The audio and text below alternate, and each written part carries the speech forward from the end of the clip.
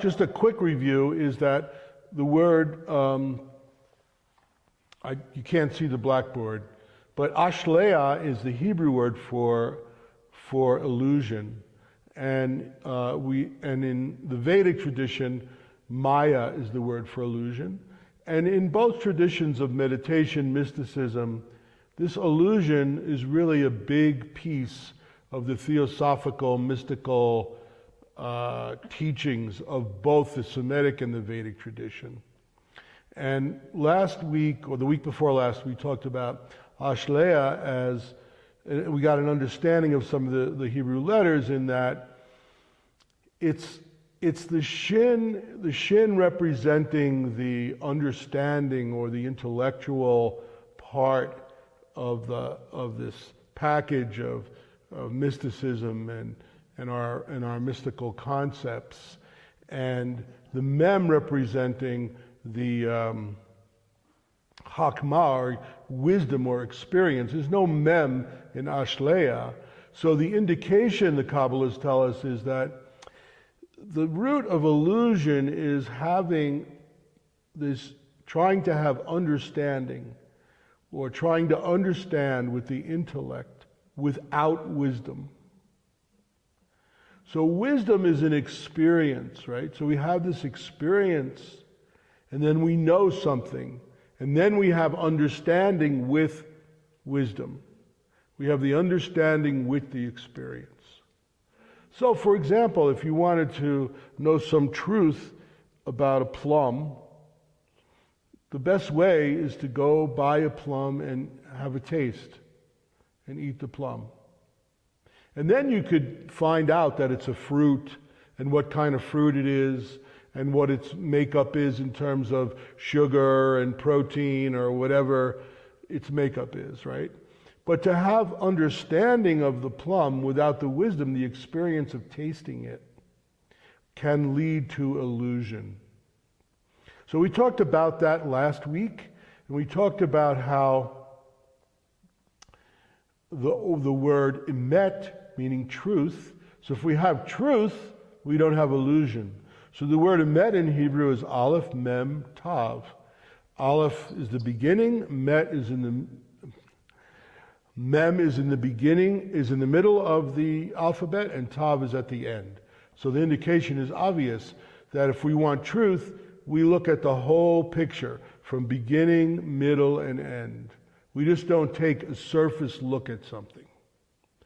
And the word for lie, shecher in Hebrew, is just the end, just the surface look, and those somewhat last letters of the alphabet. So that's a teaching that we talked about last time. This time, because illusion is such a sticky thing, so in our meditation, it should be obvious to you by now that it's a place where we don't engage in illusion. Why? Because we're in a state of surrender. We're in that state of surrender. We don't judge our meditation. We don't judge our thoughts. We don't force our thoughts in any way. We just experience the breath in a prescribed way. Then we experience the mantra of the holy letter, that name, whether aleph, mem, whatever, hey, pei, whatever the name is, we experience it without judgment. So we're a witness, right? We're just a witness to this experience. So it's void of illusion because we're just watching all this happen, and as we watch it happen, we're transcending. We're going from the conscious thinking level down deep and piercing through illusion. But when we come out of meditation, and that loosens up these narratives and structures and what we call klipot, it unfreezes that. So consciousness, hakma consciousness, can flow freely. And what illusion does, it freezes hakma consciousness and stops it from flowing. So why are we even examining illusion? We don't really need to examine illusion if we meditate and it unfreezes the water and there's no more illusion, right? Well, unfortunately, illusion is very sticky. It's very sticky. So we unfreeze the water, we come out of our meditation, and we sort of have a tendency, not all of us, but most of us have a tendency to go back to a narrative that can have illusion associated with it, right? And then we begin this process. So today I just wanted to talk briefly about illusion itself. So we've talked about what the makeup of it is and why it happens. And then today I just want to talk about sort of practically how we experience it. And then next time we'll circle back and then just really have a program for releasing it in our active waking state consciousness. Because it's important. Because we just as we meditate, it loosens up, but then it congeals again, right? And the water in the well becomes frozen. So I had mentioned that my teacher, one of my teachers had given me a book one time on this, that is a famous book, famous novel, but related to this topic. But before that was done, we took, in explaining to me this sort of thing one-on-one, and I'd love to work with everyone one-on-one the way I was taught, but unfortunately that's not totally possible. But he took a kiddish cup that had some water in it and put some wine in it and made me have a taste, and of course it was disgusting. There's a half wine and half water is not very tasty. So he then, of course, emptied the cup and filled it with wine, and then it was nice Cabernet, beautiful tasting wine. The idea here being, we empty the cup of these illusions. We empty the cup of these narratives so that the water, the wine, the Hakma consciousness can flow freely within us, right? If the cup is full of our conversations and our illusions, whatever they may be, then Hakma consciousness mixed with that is not pure consciousness, right? It's a unclear mirror of pure consciousness. So the awakening is not pure or clear. So when we're looking at these illusions practically, in the Far East, in the Vedic, there's a story in the Vedas, a very simple, quick story of a mystic walking in the mountains, in the Himalaya mountains, and he sees a snake. And when he sees a snake in the grass, all of these things start happening. This fight or flight response happens. His blood pressure rises. All kinds of fear begins. Because I'll tell you, having been in India, there's a lot of snakes in the Himalayan mountains. And most of them are very poisonous. So when you come across a snake, there's a chance that this could be your last day on the planet, right? So the story goes as that there's a lot of fear, a lot of anxiety, flight response happens. All these things start going on to this young boy mystic. But then he realizes, as he gets some clarity, that it's not a snake at all, it's a string. So it's called the story of the snake and the string.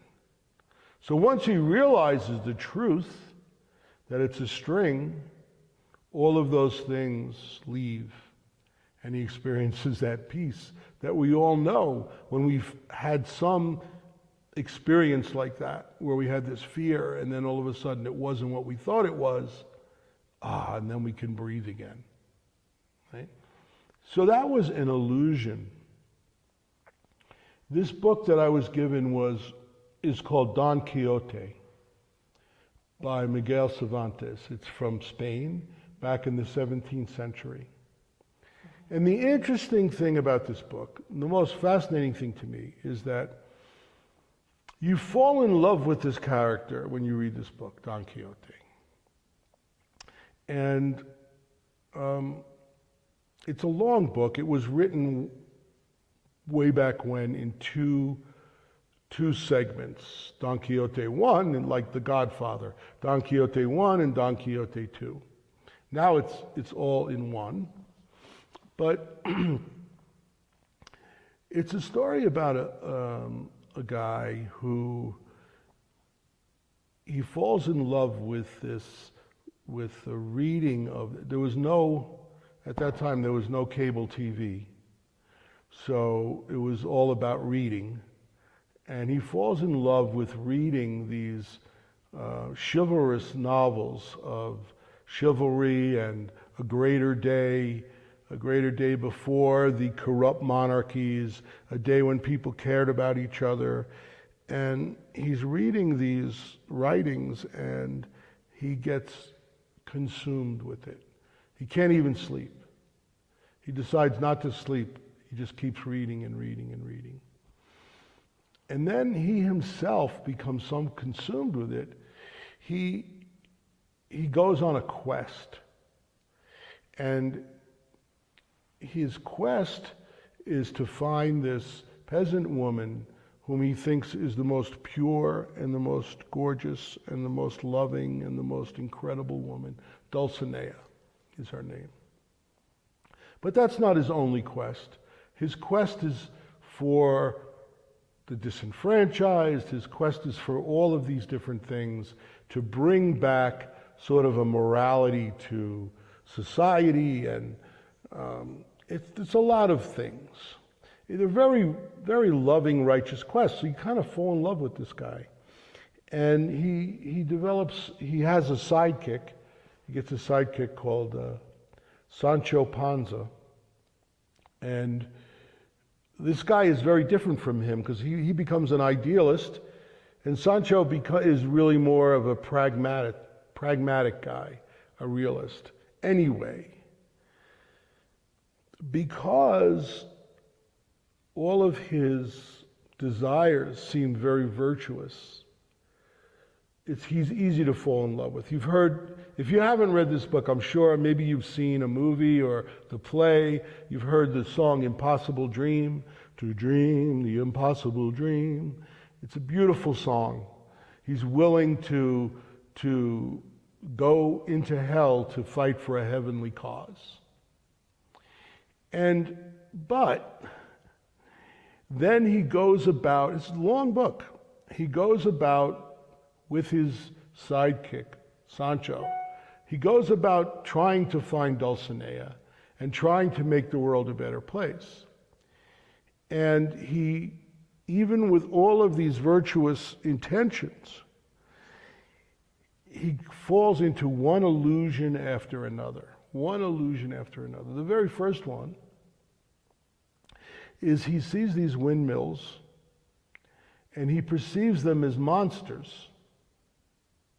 So he starts fighting with the windmills with his sword and his horse. Sancho is trying to let him know that, in fact, they are not monsters. They're windmills. But he doesn't listen because he's consumed by this thought, this narrative, that these are evil monsters and that he must slay them. So, obviously, he fails.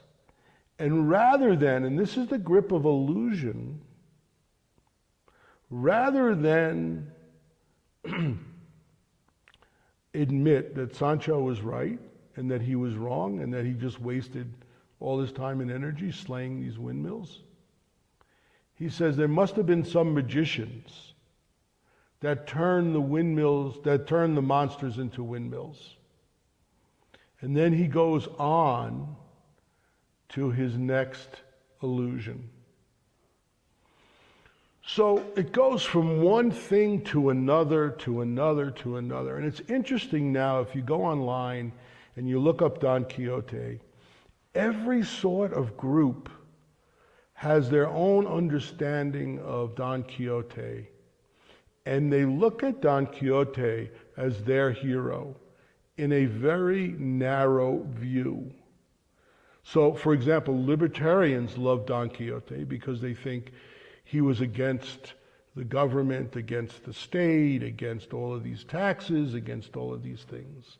Progressives love Don Quixote because he was for oppressed peasant people.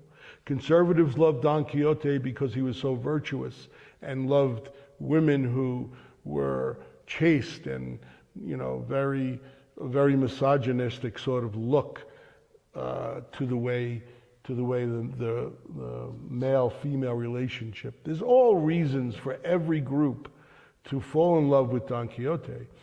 And he goes through this very long book fighting windmills of different kinds, as does Sancho in his own pragmatism.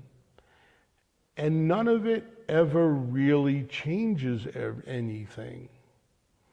And when you get to the end, this fire that's burning within Don Quixote, this impossible dream, all of the illusions that he goes to from one side of,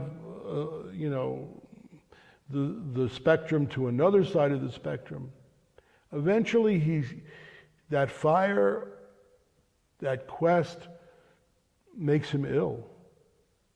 And he dies from a very bad fever. And before he dies, he surrenders finally and says, I'm not Don Quixote. I'm Alonso. He goes back to his original name and who he was and what he was. So how does this relate to what we're talking about and the string and the snake? It's very important. I think it was very important in my life, and that's why I share it, because I think we all are, in our own ways, spiritual seekers. And as spiritual seekers, we have all good intention, always. Like Don Quixote had all good intention when he's fighting the windmills, right? But all of the relative is an expression of the one Ein Sof. Everything in the relative is an expression of pure consciousness. So whenever we find ourselves emotionally and physically, and our rational thinking becomes overwhelmed by some narrative, it's almost always that we're stuck in an illusion that we need to break free of. And when I say this, I mean, I'm talking to myself as well as you, and it's always best to look at it. You could read Don Quixote from this point of view and look at everybody else's illusions and say, oh, these people, these libertarians have illusions, these progressive, these conservatives, these religious people. The atheists think the religious people are suffering from illusion. The religious people think the atheists are suffering from illusion. We're all fighting at windmills, because what is the unchangeable without end is pure consciousness. Everything else is an expression of pure consciousness. So the lesson is not that we don't get passionate about things, not that we don't enter the world of action trying to do good things as Don Quixote is. That's not the message here. The message here is, before that world of action, one seeks emet, Aleph Mem Tav, from every point of view. Therefore, one is not trapped in these illusions that make us fight windmills and, in worst case scenarios, do really negative things, bad karmic things to others. One could easily say, in history you could look at, certainly, people who are trapped in illusions that did terrible things, like Pharaoh and the Crusaders, right? Talk about Spain and Hitler, right? What created those illusions? Because they're like in the little shop of horrors. You know that tree that just keeps growing? The more meat you give the tree, the more it grows. That's what these things are like. And they suck you in so badly. So the first step is recognizing, always looking within, not at other people, but always looking within. How am I tailing at windmills here? What am I doing? Let me look at this, right? So if we can start off with that, we do our regular meditation, we're free of illusion, we're free of judgment, we're free of narrative. But when we come out into action, when we start to feel overwhelmed and when we start to feel like we're on a crusade, we look at ourselves and say, am I looking at all sides of this? Is this Emet, Aleph, Mem, Tav? And that's the beginning of piercing the veil of illusion. And then next week we'll talk about a few more things to do, and then we're rid of it. No more illusion. Okay? So let's meditate now where we go to the world of pure consciousness with no illusion whatsoever, no narrative.